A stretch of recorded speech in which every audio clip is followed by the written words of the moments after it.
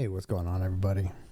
Today we are going to be smoking up 2 pork shoulders that I picked up from Costco. They are bone out pork shoulders. Kids end of the year preschool, last day of preschool, so I figured we'd cook up some pulled pork for the teachers. It's kind of as a little thank you for them. So I'm just going to start off by drying this off, making it look nice and clean, get it all dried up so the rub and the binder and everything sticks to it pretty well. Then I'm going to go through and just trim it up. I'm just scoring the fat cap. It's going to allow the rub and flavors to get into that meat a little bit better. And like I said, these are pre-trimmed. The bone is cut out, so there wasn't a lot of trimming I had to do. I just had to kind of clean up the meat, to get rid of some of that silver skin, get rid of some of that meat tags that just aren't going to cook up evenly with the cook. So I'm just going through both shoulders just to make sure that I get everything before I start putting on the rub.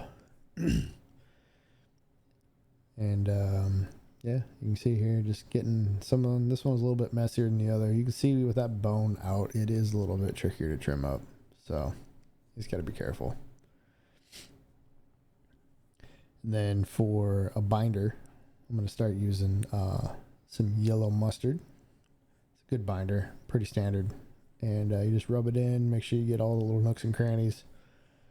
It just helps the binder stick to it, or the rub stick to the binder a little bit better. For the rub, I'm using a combination of the Shotwell No. 5 from Memphis BBQ Supply and some honey barbecue and a little bit of brown sugar. Just gives it a nice even flavor, good color, good bark once it's on the smoker. And I'm just getting every side, get all the little holes, get everything. I can actually get on the inside of the meat with the flavor just because there is no bone. And since I didn't have to do the smoke until the next day, just went ahead and stuck them in the fridge overnight. And then the next day, I used a hardwood blend from Costco, filled up the hopper. Just standard hardwood, oak, pecan, cherry, and hickory, I believe. And set the smoker to 250 and got the probes in there. I found out one of my probes wasn't working. That was unfortunate, but we made do.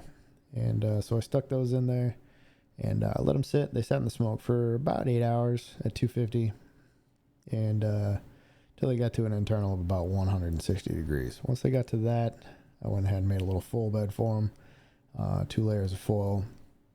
And what I'm going to be putting in here is actually canned peaches. I'm going to use a half a jar in each one.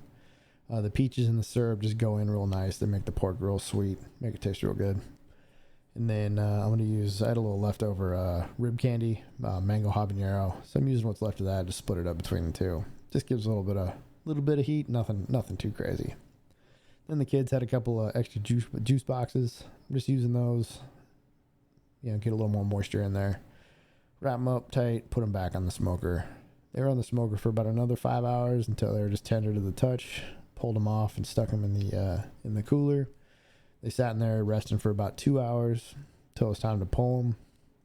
Pulled them out, and you'll see here in a second. The pull is just phenomenal. They were so tender, so juicy, and just shredded them up. Kind of, had to do a little taste test, obviously, because gotta make sure it was good. I'm giving this away to people. I don't want it to be bad, right?